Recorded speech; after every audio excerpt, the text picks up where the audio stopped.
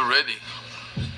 I'm raising prejudicial question. Ang mangyayari nito, so, mas credible si Bryce kaysa Diskaya. Bakit gano'n? Why are you so protective of Diskaya? Why are you so protective? Nagmamadali daw po ako na mabigyan sila ng witness protection program. Yun po yung sinasabi ng batas eh. Pag hiningi nila with their consent, sapagkat nanganganib ang buhay niya, hindi ka magmamadali. Ilalagay ko po ba sa kamay ko ang kaligtasan ng mag-asawa na yun? Kinakailangang magsoli po sila ng mga nakulimpat nila, which to my mind is not correct. Paano mo sasabihin na magre-restitute ang isang tao? Meron na bang findings kung magkano i-restitute on how it can be restituted? Nag-a-apply pa lang eh. What is the reason behind the law? So that we can get justice, and justice can only be attained if there is restitution. So that is the principle behind all of these things that we are talking about now. Mr. Secretary, restitution will come after. It cannot be... Sir, it can come before or after, sir. It can come before. You cite the law that it come before. Yung Diskaya, to my mind, were the first to apply under the Witness Protection Program. Ang problema po doon, kung wala namang korte pa pong nagsasabi kung talagang sila'y nagnakaw o nakapagnakaw, sino pong magkukwenta noon? Problem is, ang sabi ng dating DOJ Secretary, ba hindi, kinakailangan isoli muna yung mga pinagnanakaw. So, paano ngayon siya mapuprocess if that was dangled? So, ang tinatanong ko nga sa inyo, hindi siya sinungaling. Kayo ang nagbigay na ng condition kasi. Did you agree that you restitute any money to the DOJ? Wala po kang maibibigay po. At saka... Yun na nga, because wala kang maibigay, hindi kanya ipoprocess under the Witness Protection Program. Is that not correct? So pinipili nyo yung gusto nyo i-process. Ngayon, kung ayaw ninyong bigyan sila ng protection under that law, kaya siguro umayaw na sila sa ICI. Mr. President, it is also coincidental that multiple news outlets revealed a damning link between Senator Marcoleta and the Diskayas. In one news story, a relative of Senator Marcoleta was said to hold a directorship at Stronghold Incorporated and Milestone Guarantee insurance companies that provided bonds for contractors owned by the flood control king and queen, Curly and Sara Diskaya, at the center of a multi-billion peso flood control corruption scandal, raising conflict of interest questions in a high-profile Senate probe. Hindi pa po dito nagtatapos ang pagbibida ni Senator Marcoleta. Noong September 25, 2025, nagpresenta si Senator Marcoleta ng surprise witness sa katauhan ni Mr. Orly Gutesa. As chairman, I did not raise any objection to members like him introducing surprise witnesses during the proceedings at that time, as long as it can help in unearthing the truth behind the flood control mess, including and most importantly, exposing the masterminds if evidence warrants. Gayunpaman, hindi pa man tapos ang araw, pumalag na sa media ang sinasabing nakapirma sa notary public na si Attorney Pechi Espera. Nakalaunan ay naging kasalanan ko pa din sa paningin ni Senator Marcoleta. Hindi po ang Senado ang nag-iimbestiga at nagbigay ng hatol na forged ang notaryo ni Gutesa. Mismong ang Branch 18 ng Regional Trial Court ng Manila ang nag-imbestiga. Independent yon sa Senado. Sa halip na tanggapin, galit pa sa resulta ng kaso dahil hindi naaayon sa gusto niyang kalalabasan ng investigasyon. Asal bida talaga. Ang matindi pa, nanakot pa na magsasampa ng kaso laban sa judge at abogado. Again, style bida. Pa-victim effect pa po masyado na parang bida sa pelikula. Mr. President, ang kwento pa, ako daw ang nagpapahiwatig na tinuturuan o kinocoach niya si Gutesa sa bahaging ito ng pagdinig. Mr. President, sa obserbasyon ng napakaraming nanonood, tila baga tinuturuan niya kung anong pahina. Page 20 nga daw ang basahin. Sa kamalasan niya, nagkataon na putol pala ang kopya ng affidavit ni Gutesa. Kung todo, tinayuan pa niya para ibigay ang kanyang kopya na parang bida sa eksena. Nakalimutan yata ni Senator Marcoleta na naka-live TV coverage ang pagdinig. Kaya walang pakundangan at walang kahihiyan sa inasal niya. Kaya nga kitang-kita, pati si Henry Alcantara tawang-tawa. Nakalimot din sandali na hindi pa siya state witness nung nag-testify si Gutesa. Let us watch the actual video dahil baka sabihin na naman niya nag-splice kami ng video. Let's watch. Sabing basura. Ito, Merong napuputol sa binabasa mo eh. Huwag kang magmadali. Huwag kang magmadali. naputol na. Ulitin mo yung paragraph 20. Wala na akong, hindi ko makita na putol na siya.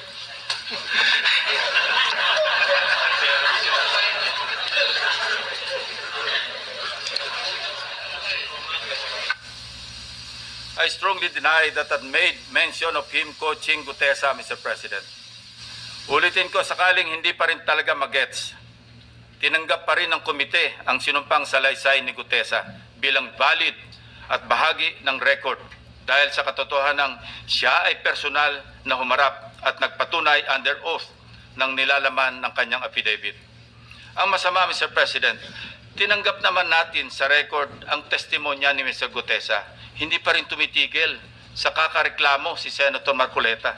Mr. President, ang tunay na issue hindi ang forged na affidavit kundi ang biglaang pagtatago at pagkawala ni Gutesa.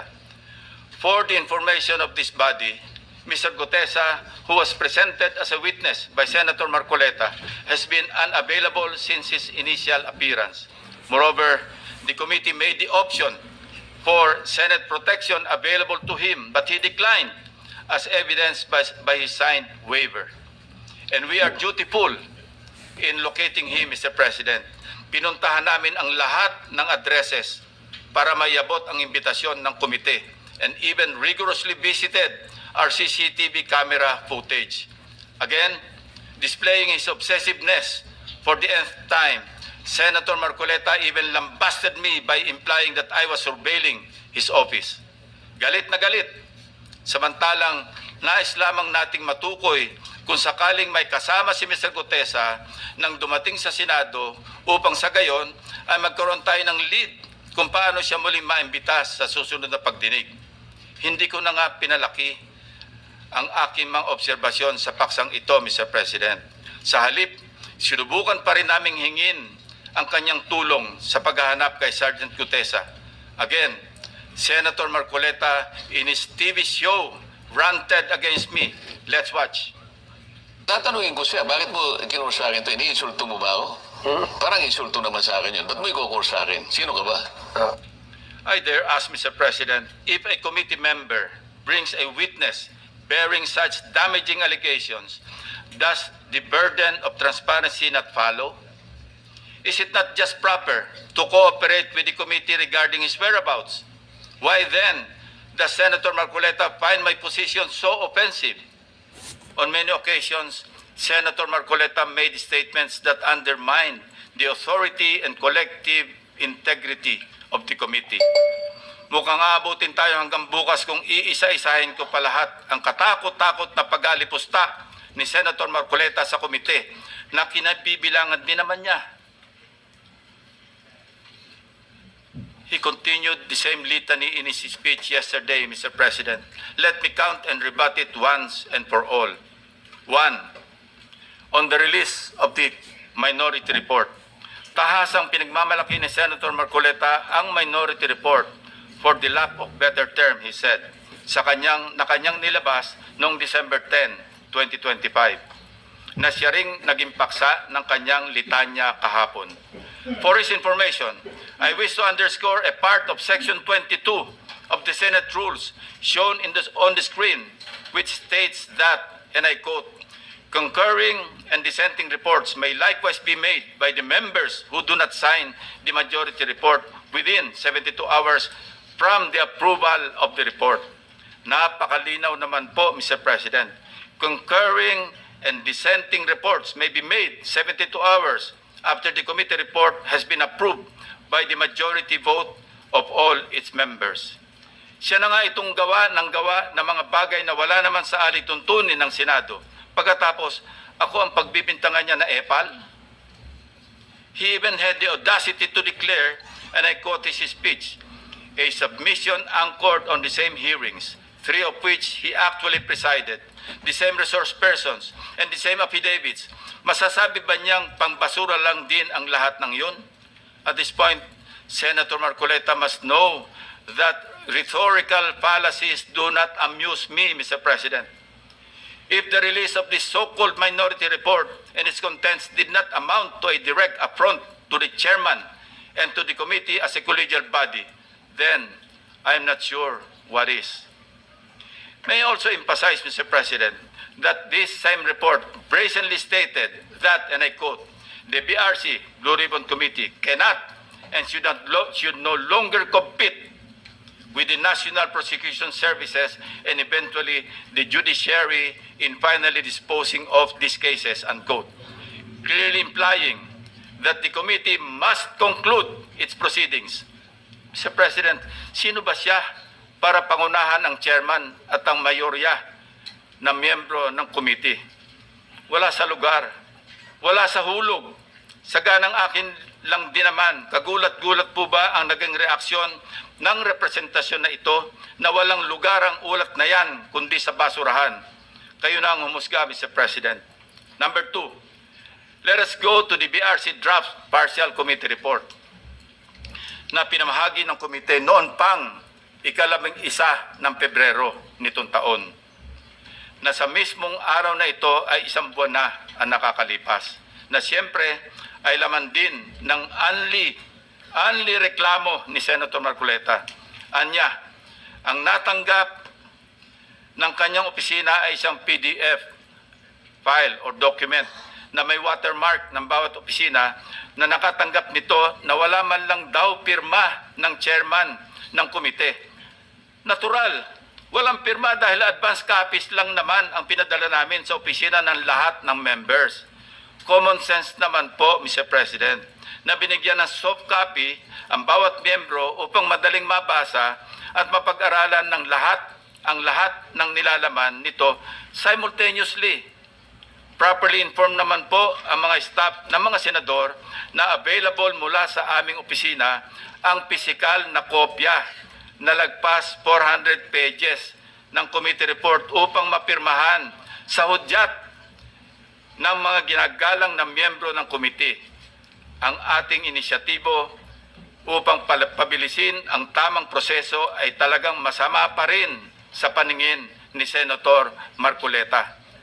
Tulad ng ginagawa din naman ng ibang miyembro ng komite, panay din ang follow-up namin sa kanyang opisina na kung nais na ba niyang pumirma sa printed copy ng report, kahit ay dissent remark ay wala siyang ginawa.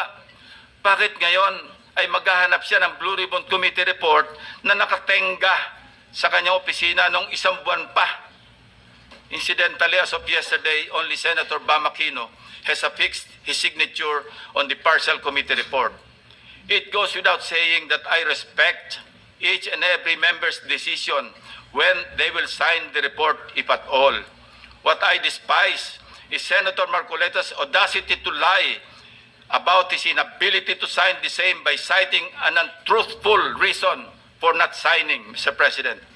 Number 3, pinipilit niya rin na ilabas ko ang listahan ng 67 contractors. He said in his speech, and I quote, in his press release dated August 10, 2025, posted on the Senate website, the BRC chairman disclosed that House members called him and that he had a list of 67 congressmen who are contractors. Yet, he did not summon them to any BRC hearing. Why did he not name them to be fair to the rest of the members of the House of Representatives? Ito po ang tunay na splice, Mr. President. Kung babasahin lang po ni Ginoong Marcoleta ang susunod na sentence, malinaw na malinaw po. Ito, and I'd like to paraphrase, Lacson clarified that he merely asked a congressman friend from the lower house and that, again, I quote, I chuckled and said, I don't have a list. Ulitin ko po, noon at hanggang ngayon, kahit ipagpilitan at isplice ng kung sino, wala akong listahan at wala akong sinasabing may hawak akong listahan ng mga tinuguroang contractors. Wala akong pangalan. Alam mo yung 67 na contractors na naging congressmen or yung congressmen contractors, nakuha ko yan sa isang member ng House noong kasisimula pa lamang ng 19th Congress 2022. Number 4, madiin din po ang pag-question ni Senator Marcoleta sa interparliamentary courtesy. He said, and I quote, "This doctrine, Mr. President, which is not even part of our rules, is not absolute." And then he added, "If anything, those who occupy the highest offices in the government must be the first to answer, not the last to be asked," unquote. Senator Marcoleta even mentioned, again, and I quote, "The members of Congress have no immunity from investigation, subpoena, or public scrutiny," unquote. Mr. President, hypothetically, if the House of Representatives initiates an investigation on Senator Marcoleta's statements of contributions and expenditures, or SOSE, over an alleged discrepancy, would the Honorable Senator stand by his position to disregard interparliamentary courtesy? If his former colleagues were to issue a subpoena, a show cause order, or even a warrant of arrest, would he still argue about the relevance of interparliamentary courtesy? Ito po ang tunay na hypothetical question, Mr. President. Lest we forget, 2 taon pa lamang ang nakakalipas, siya mismo ang nagsisisigaw sa House of Representatives at nag-motion na i-terminate ang budget deliberations para bigyan ng parliamentary courtesy ang Office of the Vice President. In his words, Mr. President, Parliamentary procedures, Madam Chair, grow from or are enriched by traditions, experiences, and precedents. You may not like the person, you may not like the presence here, but you have to respect the office of the Vice President. That is all. Because that is guided by the tradition. Kahapon po, kagaya po na sinabi nila, wala nang pinagtanong sa office of the President. And that is correct. That is in line with that tradition. such hypocrisy, such double standard, such a farce that does not dignify an answer, Mr. President. Incidentally, since I mentioned this SOSE case with the COMELEC in violation of the Omnibus Election Code, kung ninanais ko lamang na ipahamak siya, ay naghain na sana po ako ng Senate resolution calling for an inquiry in aid of legislation para ipatawag ang mga COMELEC officials upang ipaliwanag bakit masyadong delayed ang usaping ito. When the issue of Senator Marcoleta's failure to disclose his campaign contributors in his sources surfaced, our dear colleague tried to clarify the matter. In fact, during his own show, Saganang Mamamayan, dated November 8, 2025, he made the following disclosure. Please watch.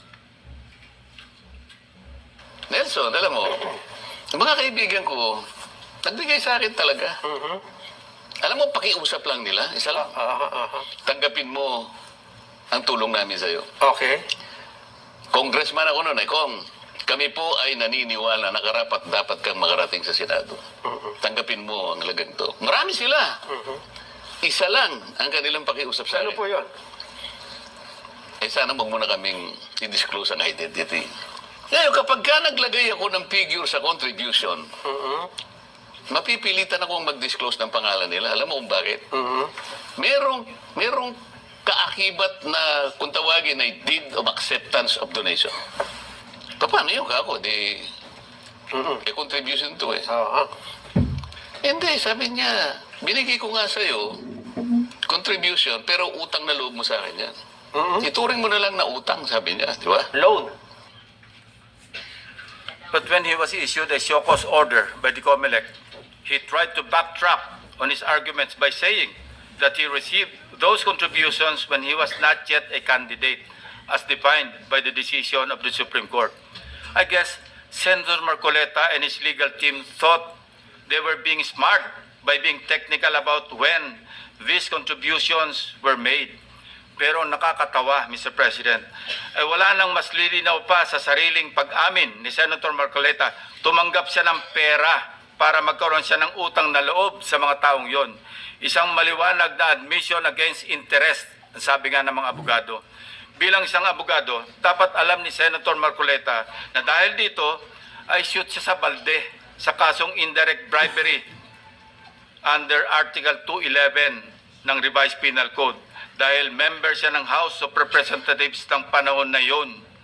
Maliwanag sa batas na krimen sa mga public officials na tumanggap ng pera o gift by reason of their office kahit walang pangako na particular act or omission sa nagbigay ng pera.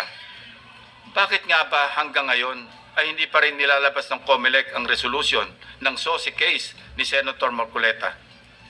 Number 4, as for Mr. Saldico, let me state this plainly. 2 beses nating siyang naimbitahan para personal na umarap at personal na mag-testify sa komite. He needs to appear and substantiate the statements he posted on his Facebook account. Twice, he refused, citing medical and security reasons. Dahil sa bigat at seryosong aligasyon kanyang binitiwan, hindi maaaring pahintulutan ng komiting ito na manatiling nakabitin ang mga akusasyon na hindi siya umaharap at nanunumpa sa harap ng kapulungang ito. Sa katunayan, ako pa mismo ang nagmungkahi sa ating chat group na payagan siya magtestigo sa mula sa Philippine Embassy kung saan man siya naroroon. Gayunpaman, pinarating ni Senator Ronald Bato de la Rosa mismo ang kanyang apprehension sa suhestyong ito sa pamamagitan ng kanyang text message. Nais ko rin bigyan diin, Ginoong Pangulo, nang diskusyong yon ay nangyari bago pa man ilabas sa social media ni Saldico ang kanyang mga aligasyon. Panghuli, tungkol sa isyu ng apostille. Ang isang apostille affidavit ay hindi kailanman maaaring maging alternatibo sa personal appearance. Hindi ito mapapalitan ng direct testimony at lalong hindi dito mapapalitan ang tungkulin ng isang saksi na harapin ang komite, sagutin ang mga katanungan at sumailalim sa masusing pagsusuri. Kung handa si Saldico na magbitiw ng mga seryosong akusasyon sa publiko, dapat ay handa rin siyang humarap sa atin at panindigan ang mga aligasyong yon sa ilalim ng sumpa.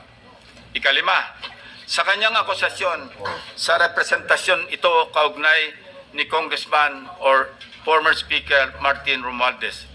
Kung binasa lamang po ni Senator Marcoleta ang partial committee report, makikita po niya na nakapaloob na doon ang lahat ng nais niyang ipahayag. Kung hindi man higit pa, rekomendasyon para sa fact-finding investigation, AMLAC bank inquiry, and filing of freeze order petitions are for future. Kung napakarami pa niyang gustong ipaglaban at paimbestigahan, bakit siya rin na nagsabi sa kanyang minority report na dapat tapusin na ang pagdinig?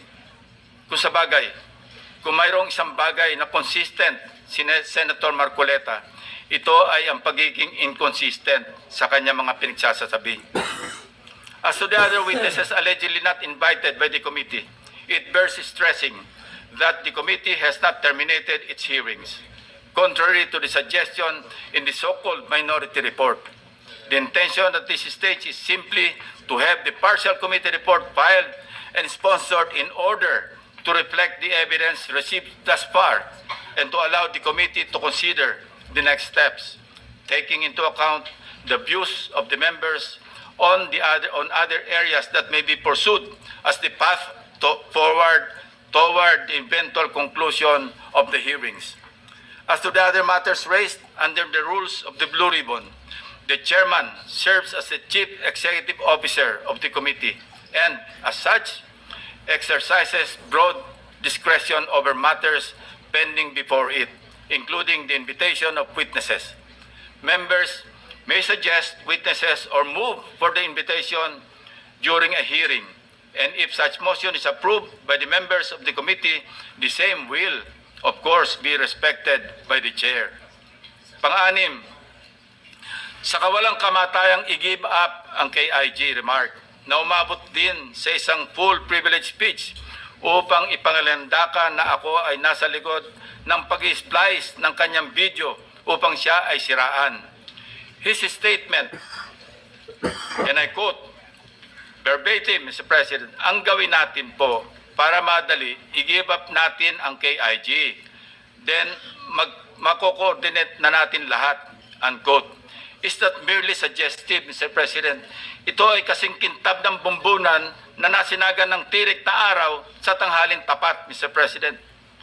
Sapat na ang kanyang hindi matapos-tapos na paliwanag na kesyo hypothetical daw, kesyo joke lang daw, ayon sa kanyang mga pahayag at kalaunan ay gusto pa niya amyendahan o i-correct ang journal ng Committee on National Defense of the Commission on Appointments.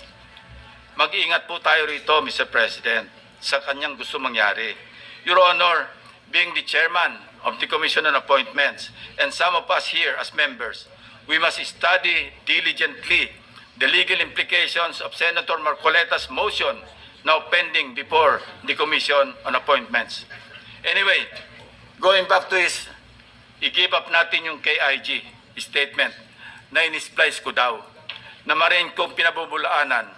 Ang masasabi ko bilang analogy sa kanyang sitwasyon ay ganito. When one looks the same as when he does before going to bed at night, how can there be splicing? Inversely, Mr. President, when one looks different going to work during daytime from before going to bed at night, that's when splicing becomes evident.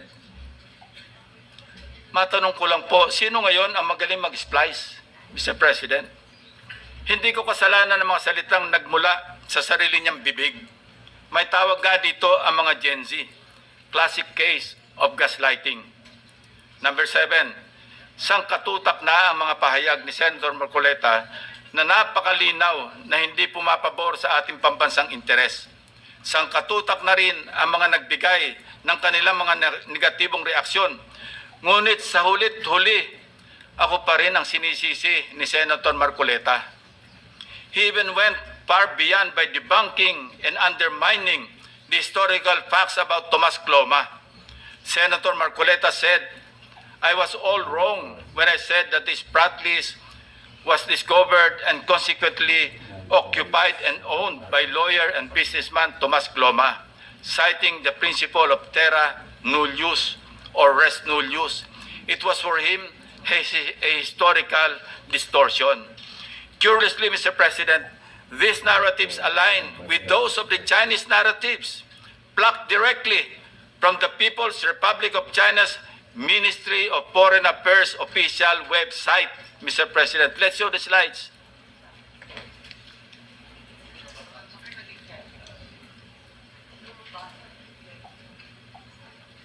Ayan po, kita-kita natin kung anong sinabi ng website ng Ministry of Foreign Affairs ng People's Republic of China. Yan din ang kanya sinasabi. Now, Senator Marcoleta speaks of a pattern that he himself built in his head to discredit this representation. But if we backtrack the events that transpired in the past several months, one thing is crystal clear.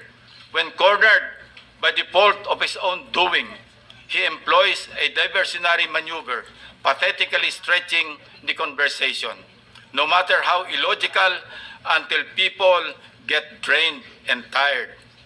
Just as a squid squirts ink to darken the water and blind everyone around while it swims away, a person may throw out irrelevant issues, fake scandals, or emotional outbursts to distract the public from the actual evidence or the main point of an investigation. After all is said and done, I am tempted to ask these questions, Mr. President.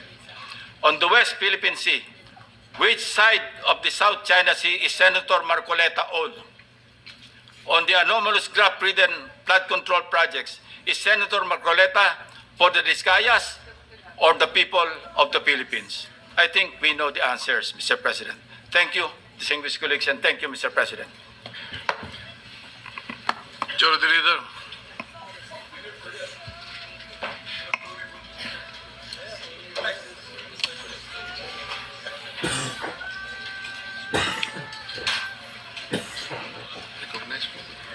Majority Leader, are you...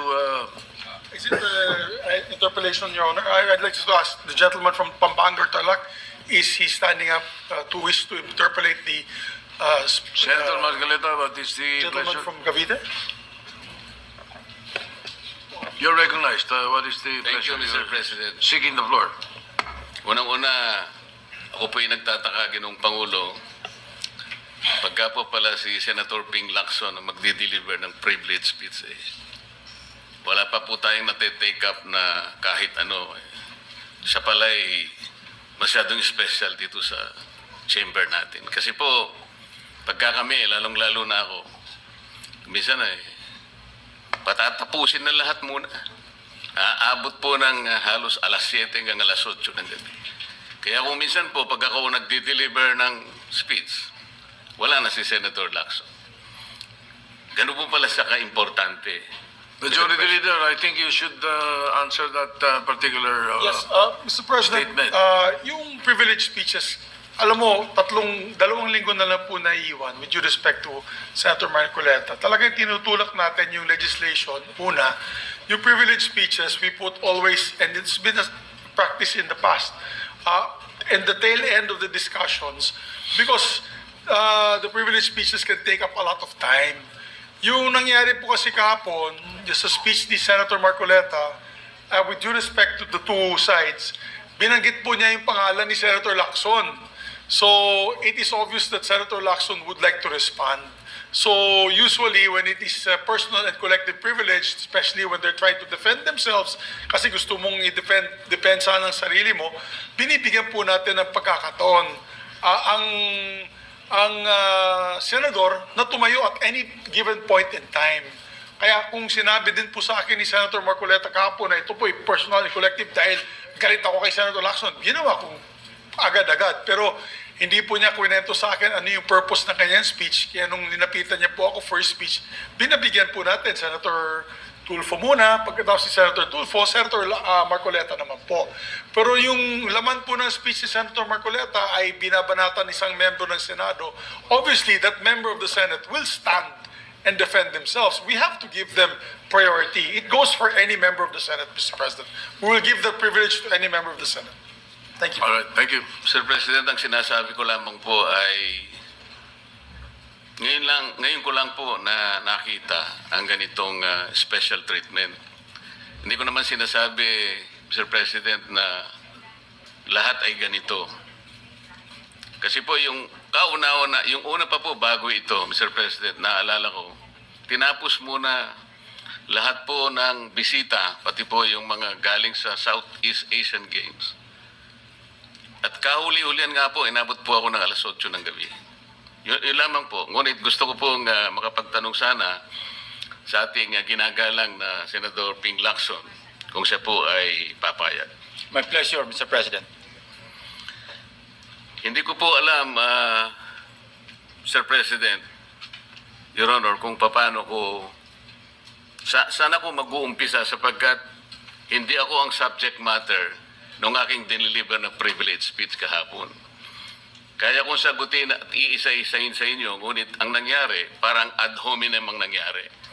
Sa akin po, natutukoy lahat ang inyong privilege speech ngayon, samantalang ang inaasahan ko ay sasagutin nyo yung privilege speech kahapon.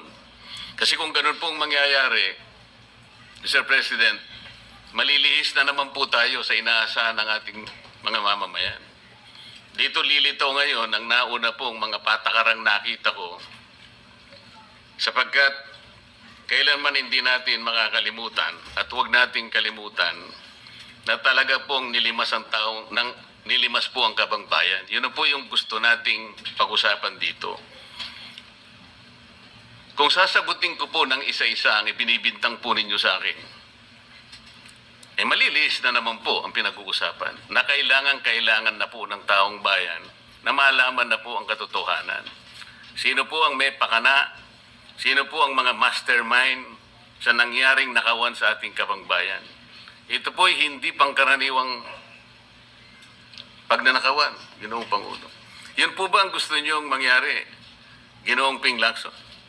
Negative po. Sigurado hindi po yun. Bakit Kayo po? po naglilis. Sino pa po nagsimula nito? Nung una Bakit po po? privilege speech ninyo, hindi ko na sinagot kasi ayoko magkagulo. Pero enough is enough.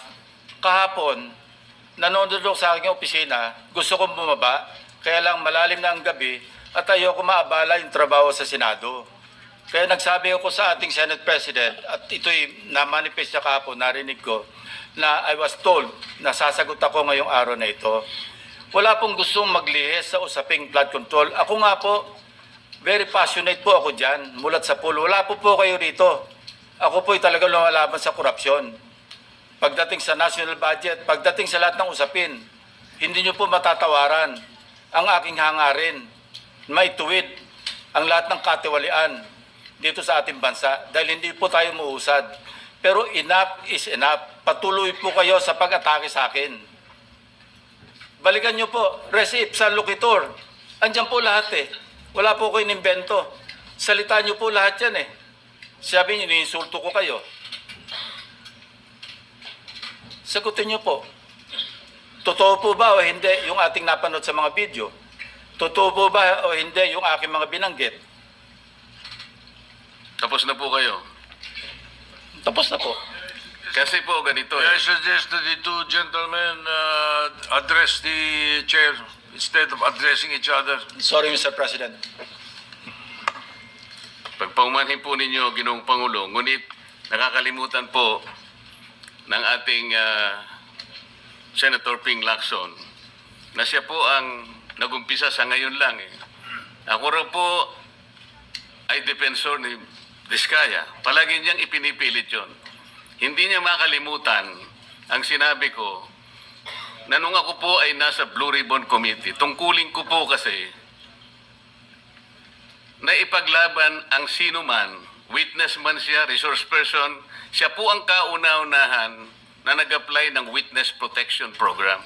Sa aking palagay po, nung panahon na yon, ay kakailanganin namin siya sapagkat mga pangalang malalaki ang dapat na makuha natin. Hindi naman siya, ang ibig ko sabihin, si Diskaya po ang mismong nagbigay po ng kanyang kagustuhan. Nung una po, Mr. President, ayaw ko nga maniwala sa kanya. Kaya sinabi ko sa kanya, gumawa ka ng sulat, kahit sulat kamay, para sa ganun, walang masabi ang iba na parang ako pang nag-initiate sa'yo dahil hindi kita kakilala.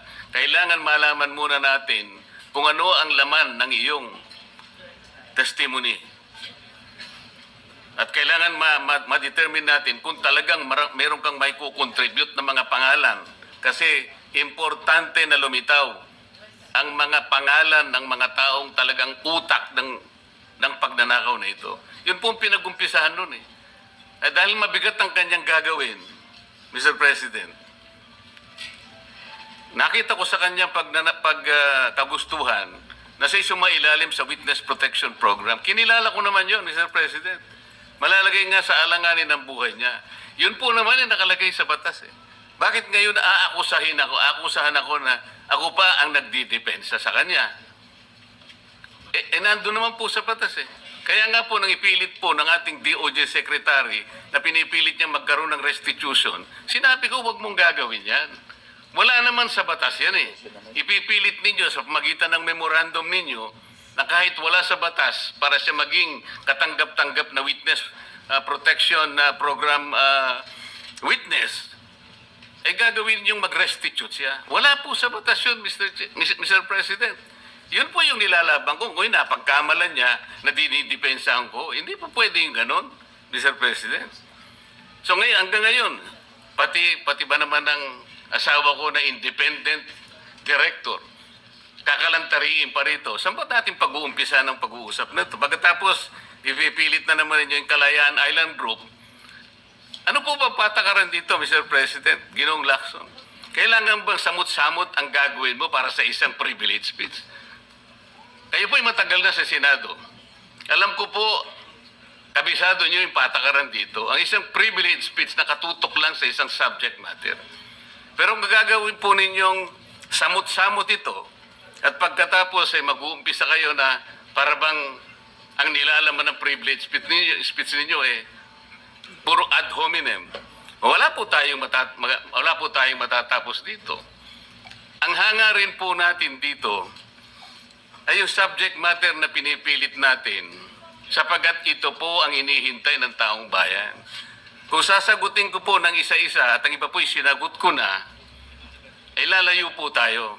Ang aking pong tinatanong sa aking privilege speech kahapon, ay bakit parang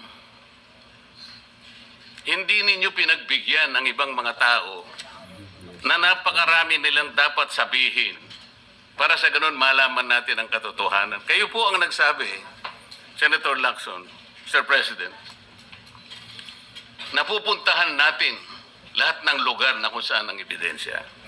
Hindi po ba kayo po ay nagpahayag noon dito sa plenaryo, Mr. President, Senator Lacson, na sinabi nyo na ang presidente ay name drop ni Yusek Bersamin. Hindi ko man lang po nakita yung kanyang katauhan na ipinatawag nyo dito. Samantalang napakalaki ng dapat niyang ipaliwanag sapagkat kayo po ang nagsabi sa pamamagitan ng pagtitiwala ninyo sa ibinigay na testimony ni Yusek Bernardo na niname drop niya ang presidente. 100 billion pesos po pinag-uusapan dito na kung saan ang porsyentong tinanggap nila sang-ayon din sa inyong pagpapahayag ay 8 billion pesos. Nagtataka po kami, ang taong bayan, hindi nyo man lang pinatawag si Yusek Bersamin. Nagtataka din po ako. Alam po ninyo ito. Nakiusap. Nagpresenta si ex-Governor Chavit Singson. At iminungkahi ko po sa inyo. At ang sabi nyo, sige po, sa susunod na pagdinig natin, ay iimbitahan natin siya. Sapagkat marami raw siyang gustong ibahagi sa ating pagdinig tungkol sa mga project sa Ilocos. Ngunit hindi po nyo tinawag. Yun po yung pinagtataka. Ito po yung gusto ko sanang sagutin ninyo. Sa akin po, wala nang kwenta kahit na ako'y patutsadahan ninyo na ganito ako, ganito kami, ganyan. Hindi na po mahalaga sa akin yun eh. Ang mahalaga po, Mr. President, ang taong bayan ngayon na naghihintay ng kasagutan sa maraming katanungan nila kung magagawa pa natin na buklatin lahat ang dapat buklatin. Kilalanin kung sino dapat kilalanin. Ang gusto ko pa po sana, Mr. President, sana sagutin po ninyo, Senator Lacson. May I respond, Mr. President? May I respond, Mr. President? Yes, please, go ahead. Mr. President, Your Honor, have you read the partial committee report? Ganito po ang nangyari, Mr. No, have you read the President. partial committee report? That is my question, Mr. President. Binasa ko po, ngunit hindi ko po magawan ng paraan kung paano ko po itatrato. Kasi kahit na po ganun ang nangyari, tiningnan ko po eh. Kaya lang, sabi ko sa mga staff ko, nung mag-meeting kami, bakit ka ako wala man lang pirma ito? Ito po'y taliwas po sa inyong ipinahayag kahapon. Sinabi nyo President, rito, If I may be natanggap allowed, ko. Mr. President. Patapusin niyo muna ako para may paliwanag ko kung bakit hindi man lang ako sumagot sa inyo dito sa ibinigay niyong material na ito. Kasi sinabi po ninyo, for one, I have it on record that his office already received a copy of the BRC Parcel Committee report as early as February 11, both hard and soft copies, but he has not signed it, even with I dissent remark. It follows that as chairman, I was first to sign before routing the same contrary to his claim that I did not. Kahapon lang po namin nakita ito, Mr. President. Pero hawak ko po dito yung pinrint naming kopya na nakuha lang namin sa isang link sa PDF document. Kami lang po nagprint nun. Wala pong pirma. Mr. President, we assume that it came from the office of Senator Lacson or probably from the Blue Ribbon Committee. I would not assume otherwise. So sabi ko, kung walang pirma ito, wala man lang covering letter, ano bang gagawin namin dito? Gagawin ba nating banderitas ito? Ganun po ba yung pagbibigay ng isang importanteng dokumento? Kung inaakala po yung importante ito, eh bakit wala naman pong pirma man lang?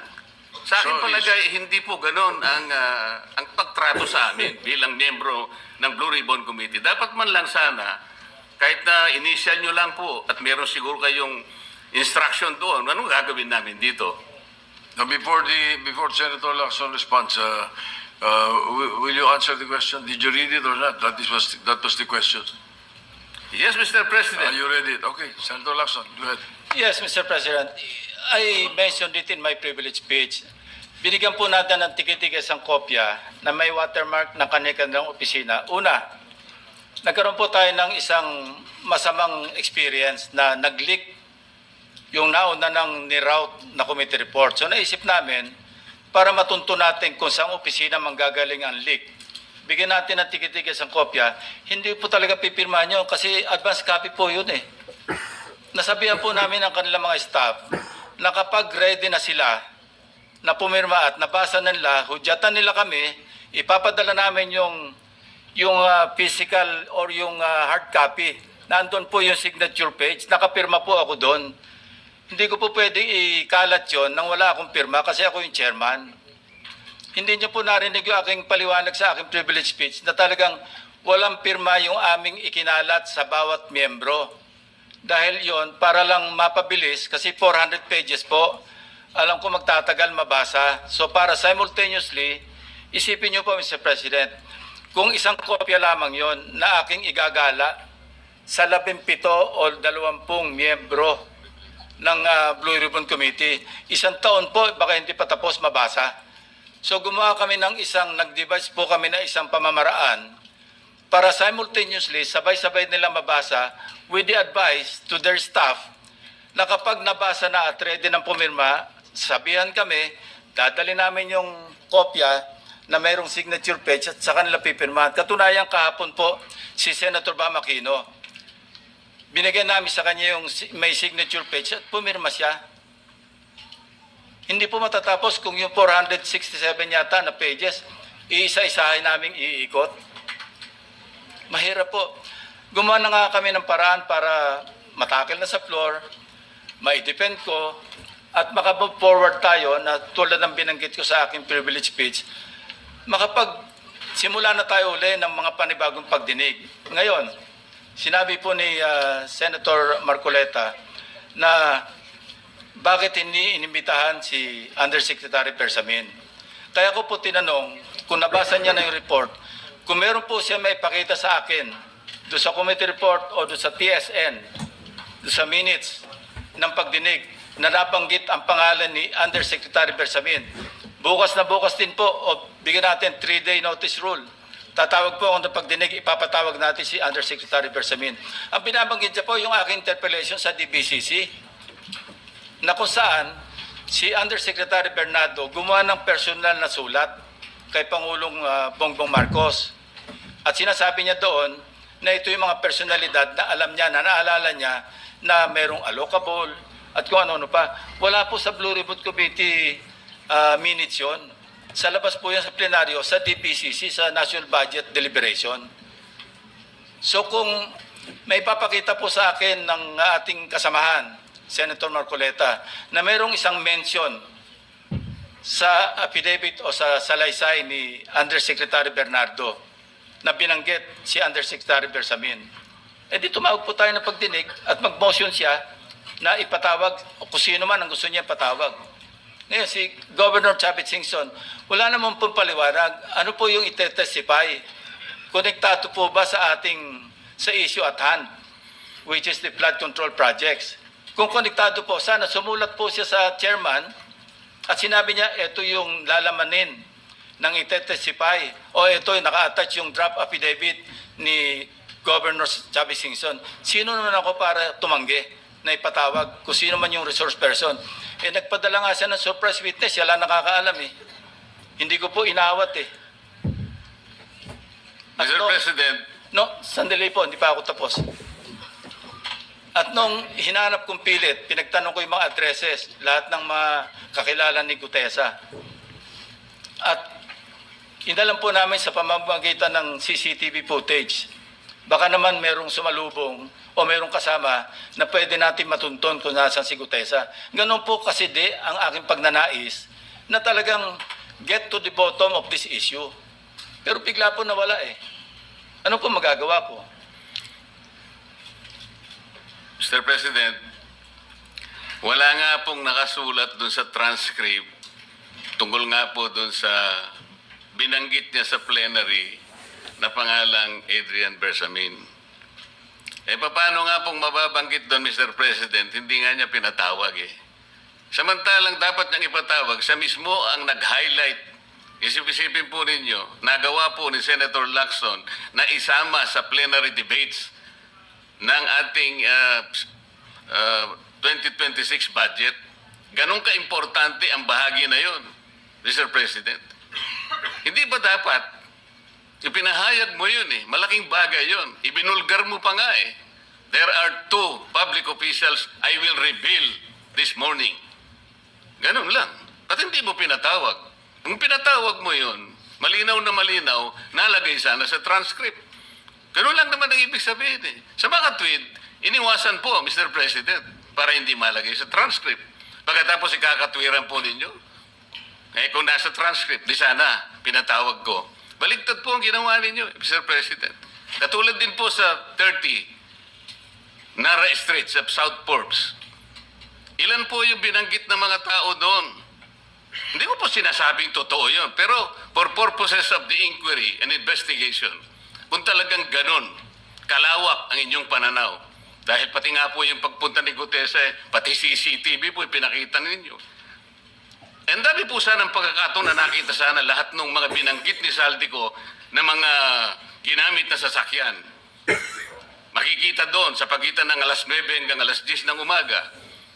Tawagin natin yung kung sino man yung security agency doon. Pero hindi po ninyo ginawa. Pero sasabihin po natin, you wanted to emphasize one point. Kung nasaan ang ebidensya, ay talagang pupuntahan natin. Kayo po ang inconsistent eh. Pagkatapos ako ang sasabihin ninyong inconsistent. Ang dami po eh. Nakiusap ako na, sabi nga natin, ang dami pong tumuturo sa pangalan ni Martin Romualdez. Inimbita po ninyo, hindi dumating, nakiusap ako, naimbitahan uli, ang sabi po ninyo sa pamagitan ng inyong interview, ay kung pupunta siya rito, welcome. Kung hindi siya pupunta, wala tayong magagawa because of interparliamentary courtesy. Mr. President, hindi po karaniwang pagnanakaw ang nangyari sa kasaysayan ng ating bansa.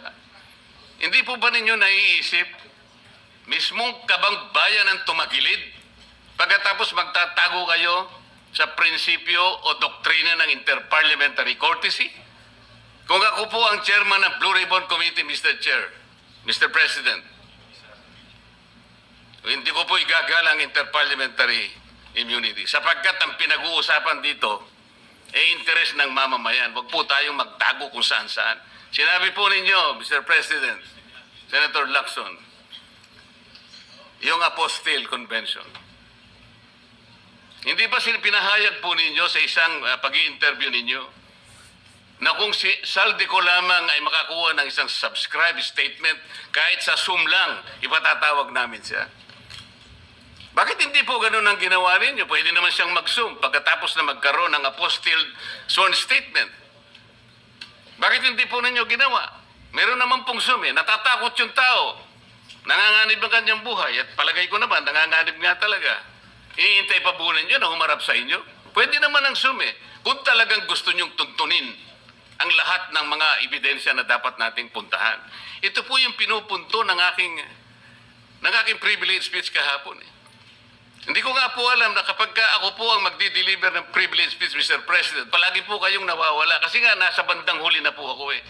Pero kung talagang gusto nyo lamang, alam nyo naman nasa agenda po natin kung sino po ang tatayo para mag-deliver ng privilege speech eh. Ayaw ko pong isipin na sinasadya ninyo. Ngunit narinig naman po ninyo eh. Mr. President, pagkatapos isasama yung Kalayaan Island Group, ano po ba talaga pinag-uusapan natin dito? Yung kapakanan ng bayan, pinipilit po nyong pinagtatanggol ko ang China. Sa March 12 po, Mr. President, Senator Lacson, sana po may panahon kayo sapagkat ipinatawag ko sa magitan ng isang resolution at ito po ay alam na ni Senator Erwin. Pinatawag ko po ang NAMRIA, pinatawag ko po ang Philippine Coast Guard, Philippine Navy, ang DFA, Pinatawag ko rin po si Justice Carpio at saka yung professor sa UP.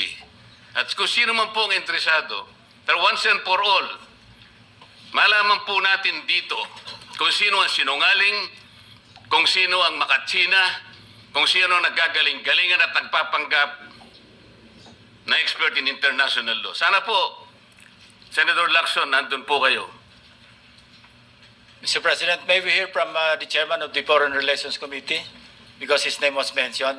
May I just confirm if indeed he will call for a hearing and invite those people mentioned, Mr. President? With due respect. Well, as requested, if you would like to respond, Senator Erwin Tulfo. Thank you, Mr. Chair.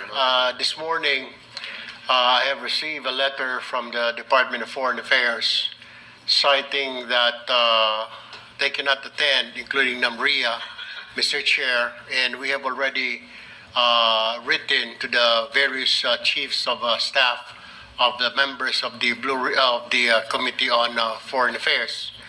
They cited, including NAMRIA, that they cannot attend because of the fact that it is a matter of national security, Mr. President. And I also have a copy that will be sent to your office, Mr. President.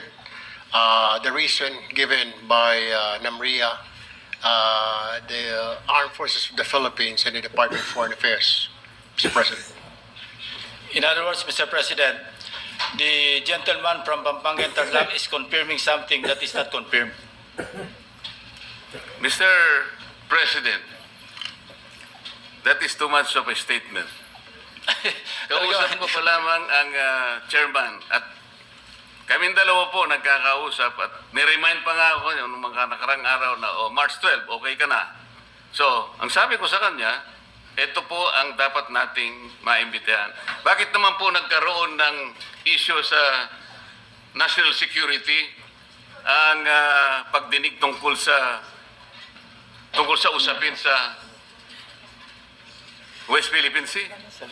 Mr. President? Ito na naman po ba ay patakaran para ilihis na naman? Hindi po pag-uusapan dito kung ano-ano mang klaseng teritoryo pag-uusapan dito.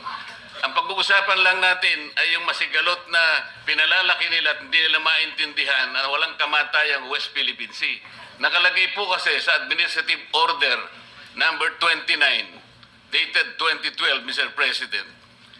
14 na taon nang nakararaan, minanduhan mismo ang NAMRIA at ang DFA na mag-submit ng mapa at mga charts sa opisina ng United Nations General as UN Secretary General at inotify ang lahat ng international organizations katulad ng IHO. Ano po bang ibig sabihin nun, Mr. President? Alam po ba ito ni Senator Lacson, yung Administrative Order number 29? This is something between the chairman of the Foreign Relations Committee and the gentleman from Tarlac and Pampanga, Mr. President. Hindi po, tinatanong ko po kayo. No, kasi, I don't know Administrative Order number 29. hindi po ninyo alam, sasabihin ko sa inyo. I don't Ulitin need to ko. know, Mr. President. I'm not interested. Hindi po kayo interesado sa isang bagay na napaka-importante sa ating bansa? Hanggang ngayon, hindi ma-drawing ang West Philippine Sea. Hindi kayo interesado? Hindi po ko rin interesado sa sinasabi ninyo. Maring hindi po kayo sinasabi interesado sa sinasabi ko. No, Ngunit ang sasabihin ko, interesado ang buong Pilipinas. Sapagkat ito, dito nakasalalay po kung sino nagsasabi ng totoo. So ayaw po ninyong malaman ang totoo, Ginoong Lacson? Kasi po, Mr. President, ang ipapalabas na naman niya, yung China, may karapatan dyan sa lugar na yan. Kaya ayoko na po marinig kasi ilang beses na po natin narinig yan, medyo masakit na sa tenga eh. Alam po Kaya ninyo, sinasabi ko po, ayoko alam na po ninyo, marinig Mr. kung President, nanggagaling sa kanya, Mr. President. si Senator Lacson po ay pagkakaalam ko isang magaling na investigador. Eh ngayon po pala yung manghuhula na. Paano po niya nahula? Ang sasabihin ko ay The debate is going into Yeah. motives and all of that. So, motu proprio, the presiding officer declares the session suspended. Oo, kinampera naman. Si Ping Lacson, kakampi ni Tito Soto, Itbulaga. Itbulaga.